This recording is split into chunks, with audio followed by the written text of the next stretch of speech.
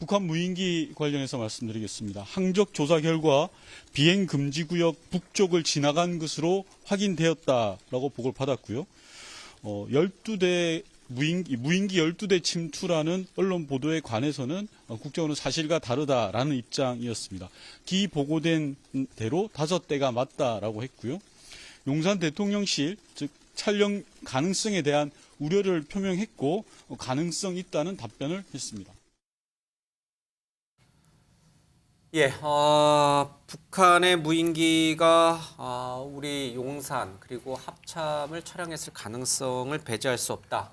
국정원의 공식적인 얘기가 있었습니다.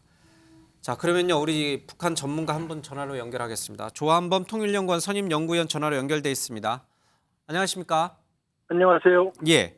자, 국정원도 밝혔습니다마는 북한의 무인기가 우리 핵심, 그러니까 이른바 P73구역, 비행 금지 구역이죠. 대통령이 있고 우리의 군 시설이 있으니까요. 핵심 참모부가 있으니까요.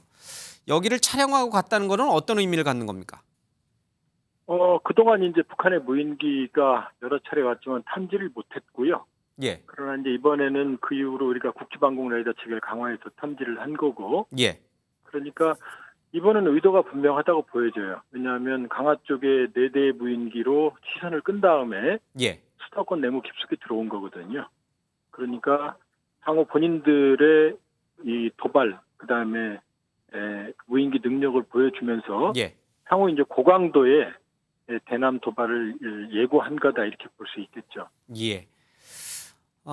지금 또 하나 오늘 국정원이 밝힌 것 중에 리용호 전 외무상의 숙청 얘기가 있었습니다.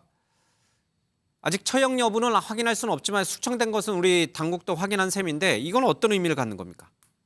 글쎄요, 이제 그건 좀 두고 봐야 되는데요. 예. 왜냐하면 리용호 국정원 입장도 있지만 리용호 외상은 상당히 신중한 인물이고 또 외무성에서 그렇게 유미우리처럼 4-5명을 동시에 처형할 만한 일이 발생하기는 어렵거든요. 예.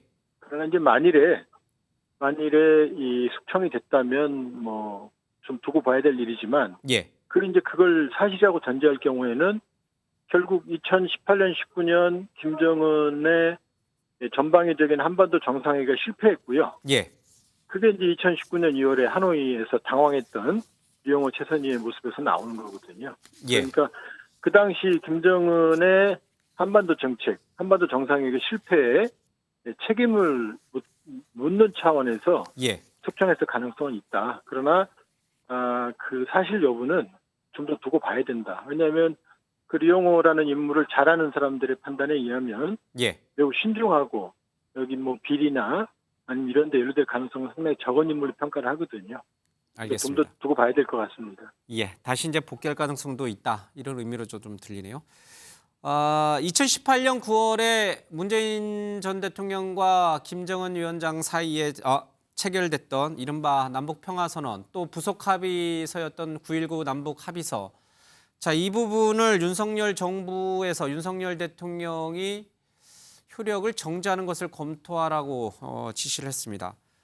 자, 이렇게 되면은 어떤 일이 벌어지는 겁니까? 남북 군사분계선 주변에서 우리 군의 포사격이 가능해집니까? 지금 이제 이 MDL 군사분계선 5km 이내에서는 연대급 이상의 훈련이나 포사격을 안 하기로 한 거고요. 예.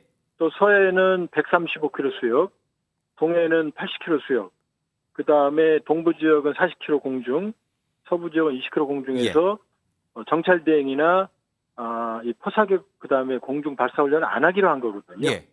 그런데 이제 북한이 사실상 이거를 유명무실화시키고 공세적인 선을 넘는 도발을 하고 있기 때문에 예. 사실 9.19 군사분야 합의는 우리 항공전력과 해군전력이 북한에 비해 압도적이거든요. 예. 근데 이제 우리 전력의 작전 범위를 제한하고 능력을 제약하는 면이 있음에도 불구하고 예. 긴장 완화를 위해서 선택을 했던 건데 만일에 이걸 이제 효력을 정지시키면 한국군이 공군 전력과 해군 전력 또 예. 육상 전력도 우리가 사실 압도적이거든요. 그 매우 공세적으로 북한을 압박할 수 있는 상황이 만들어질 수 있는 거죠. 예. 군사적 충돌 가능성이 커진다고 봐야 됩니까? 아니면 대북 억제력이 더 커졌다고 봐야 됩니까? 대북 억제력은 커지지만 예. 그러나 지금 남북한 간의 모든 군사적 찬열이 단절돼 있거든요. 예. 그리고 북한도 무력 도발을 중단하겠다는 의사가 없고 우리 정부도 강대강 대응으로 지금 맞대응을 한다 이런 입장이기 때문에 예. 양측 다 양보할 생각이 지금 없어요. 그러면 우리 군의 억지력이 획기적으로 증대되는 건 틀림이 없지만 예. 그러나 상호 오해로 인한 우발적 충돌 가능성은 상당히 커지거든요. 예. 그러니까 강대강 대치 국면에서 군사적으로 원칙적으로 대응하는 거는 뭐 충분히 바람직하지만 그러나 긴장 관리, 우발적 충돌 그리고 우발적 충돌이 발생했을 때 책임 소재, 예. 그다음에 그 데미지 관리 이런 것들이 숙제로 남는 거죠.